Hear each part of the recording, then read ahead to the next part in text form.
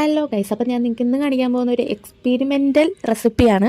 ഞാനിത് എന്തോ ചെയ്തതെന്ന് എനിക്ക് തന്നെ അറിയാൻ പാടില്ല. ഞാനൊരു ദിവസം വീട്ടിൽ നോക്കിയപ്പോഴത്തേൻ്റെ ലോട്ടസ് ബിസ്കോഫിൻ്റെ ബിസ്ക്കറ്റ് ഇരിക്കുന്നത്, പിന്നെ ചേച്ചി പൂനെന്നുണ്ടെന്ന കോമ്പൗണ്ട് ഇരിക്കുന്നുണ്ട് വൈറ്റ് ചോക്ലേറ്റിൻ്റെ. അപ്പോൾ ഉദിച്ച ഒരു എക്സ്പെരിമെൻ്റ് ആയിരുന്നു.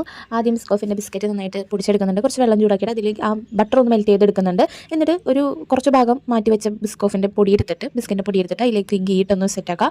എന്നിട്ട് ഞാൻ വൈറ്റ് കോമ്പൗണ്ട് കുറച്ച് മെൽറ്റ് ചെയ്യാൻ വെച്ചിട്ടുണ്ടാകും, പക്ഷേ സെറ്റായില്ല.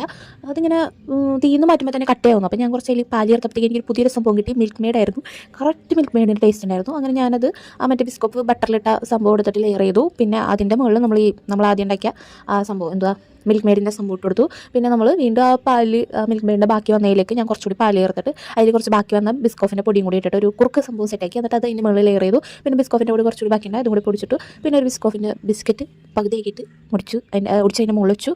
എന്നിട്ട് ഫ്രീസ് ചെയ്തെടുത്തു. സംഭവം സെറ്റാണ്. കുറച്ച് പണി കിട്ടെങ്കിലും സൂപ്പർ ടേസ്റ്റ്. നിങ്ങൾ പാത്രം കണ്ടാൽ മനസ്സിലാവും, വടിച്ചെടുക്കുന്നുണ്ട് ഞാൻ. വീഡിയോ ഇഷ്ടപ്പെട്ട ചാനൽ സബ്സ്ക്രൈബ് ചെയ്യാനും വീഡിയോ ലൈക്ക് ചെയ്യാനും ഷെയർ ചെയ്യാനും മറക്കണ്ട. അപ്പോൾ ബൈ.